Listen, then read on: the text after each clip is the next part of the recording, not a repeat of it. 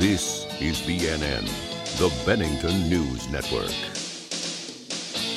So we're here today to have a community meeting to talk about what we do know, to get the community together.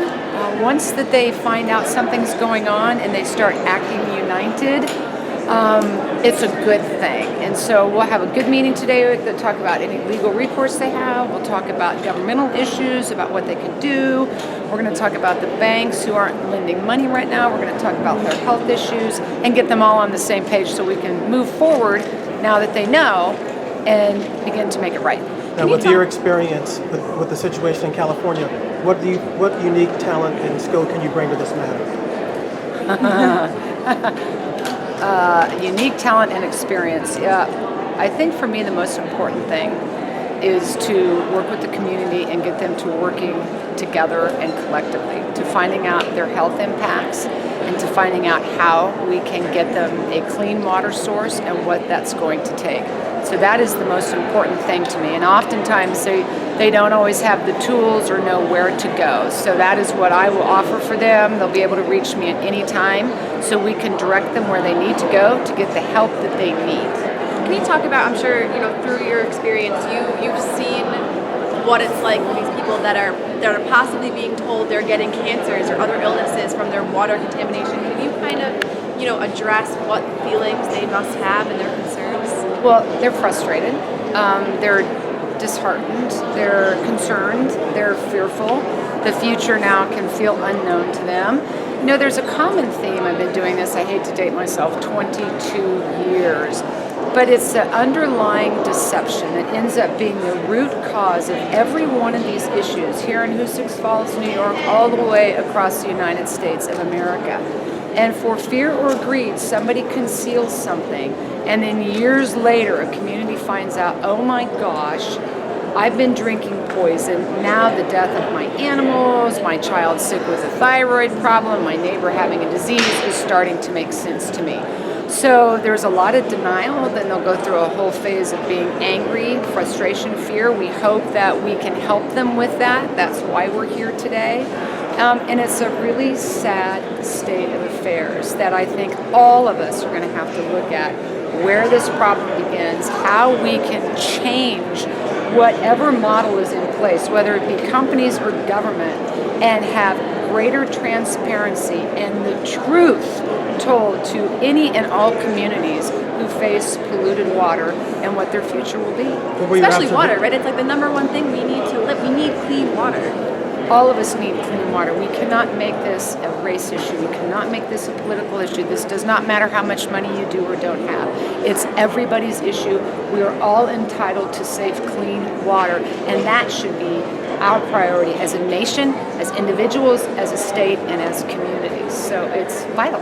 Every one of us, we cannot sustain our life without it. Talk about walking around Hoosick Falls this morning. What were your observations? Cold. It is definitely cold. I'm from LA. Very charming and very pretty and a sense of sadness. There's so many great places here and great people, and they love their life and they love the outdoors, and the idea that now their homes are jeopardized, their health is jeopardized. It's beautiful, and at the same time I feel a sense of sadness. It's kind of crazy too because it's 2016 and you're still finding out stories about contaminated water issues that have been either concealed from the public, and I mean we're still dealing with this. It's very sad. It's very, very sad. I mean, I began my work in Hinckley in 1991, and I thought I was sticking my finger in the dike to stop a flood, and I had no idea that tens of thousands of other floods had been going on.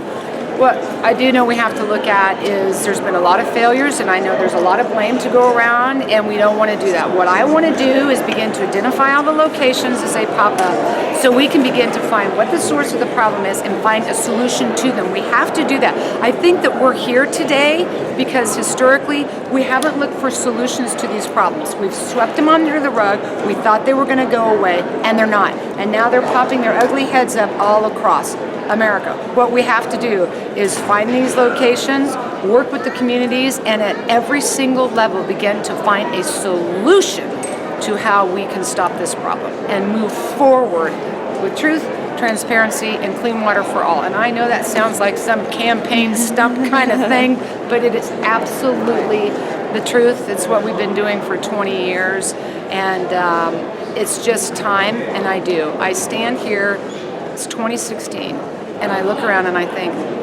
how is it we can have so much water pollution and we can be not delivering safe, potable water for all in this country? It blows my mind. And this 1 week alone, you've been with Flint and now Hoosick Falls. Oh, absolutely. This 1 week alone, we've done Flint, and I was in Flint a year ago. We've just now found out about Hoosick Falls. We're learning that there's probably another community very nearby here that could be having the same plight. I mean, we've now heard of 3 new lead contaminations in Ohio, Wisconsin, down in Louisiana. They're going to pop up everywhere. So we do have to look at all of our communities, all of our water infrastructures, the failures, where we can come in, what our solutions are going to be, because this is just going to be, it already is. I've said before, I feel like Bill Paxton in that movie Twister, where they say the tornado's coming and he says it's already here. We really talk about a national water crisis. It's really here, and it's really time for us to stand on this stage and start to do something about it. Do you think that all of these actions, these 3 that you've been talking about, will have a chilling effect down the road? A chilling effect? Absolutely. And you'll probably see it today, and you'll see it everywhere else. But I'm always going to remain hopeful, and I'm going to tell the community that. I think that as daunting as it is to know the truth, it's freeing to know the truth, and it's empowering to know the truth. And now we have a shot at making a difference. And so it's daunting, it's overwhelming, but now that we know, now this community knows, now that they're here, now they have a chance for a better life. This is BNN, the Bennington News Network.